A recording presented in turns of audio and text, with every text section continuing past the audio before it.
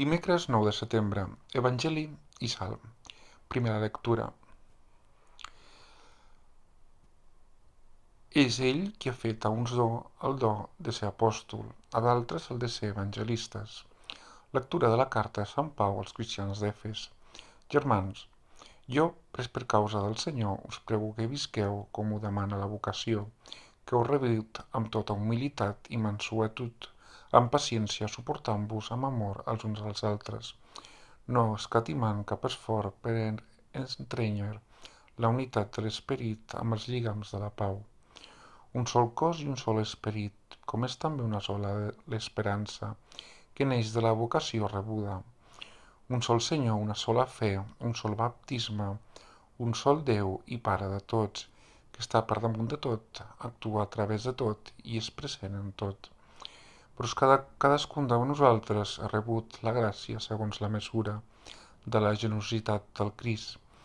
És ell qui ha fet a uns el do de ser apòstols, a d'altres el de ser profetes, a d'altres el de ser evangelistes, pastors o mestres, i així ha preparat els qui formen el seu poble sant per a una obra de servei, per edificar el cos de Crist, fins que ens trobarem units uns i altres, constituint tots en la unitat de la fe i del coneixement del Fill de Déu, l'home perfecte, l'home que arriba a la talla de la plenitud de Crist. Salm responsorial. La seva crida s'escampa a tota la terra. El cel parla de la glòria de Déu. L'estelada anuncia el que ha fet a les seves mans. Els dies l'un a l'altre es transmeten els missatges. L'un a l'altre se'l revelen les nits. La seva crida s'escampa a tota la terra. Silenciosament, sense paraules, sense que ningú el senti la veu, la seva crida s'escampa a tota la terra. Escolteu el seu llenguatge fins als límits del món. La seva crida s'escampa a tota la terra. Aleluia, aleluia, aleluia. O Déu, us lluem. Senyor, us glorifiquem. El cor gloriós dels apòstols us dona lluança. Aleluia, aleluia, aleluia.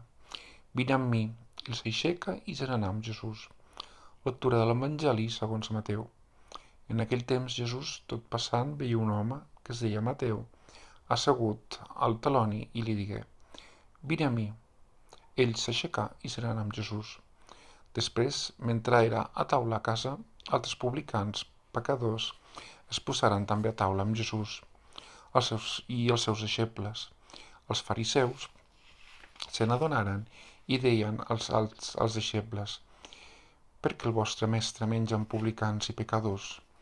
Ho sentí Jesús i els digué: «El metge no necessita els qui estan bons, sinó els malalts. Aneu a prendre que volen dir aquelles paraules. El que jo vull és amor i no ofrena víctimes. No he vingut a cridar als justos, sinó als pecadors». Comentari. La crida a Mateu és un dels textos en què la misericòrdia es revela com la dimensió fonamental de la missió de Jesús. Els fariseus tenen les persones ben classificades entre justos i pecadors. Mai de la vida un just podia compartir taula amb un pecador. I Jesús, l'únic just, comparteix la taula amb ells i els crida a fer-se deixebles. Tothom que accepta aquesta invitació és un pecador que vol fer un camí de conversió al costat del Mestre. Sisplau, subscriu-te a aquest canal i dona like al vídeo. Gràcies. Et desitjo una bona jornada.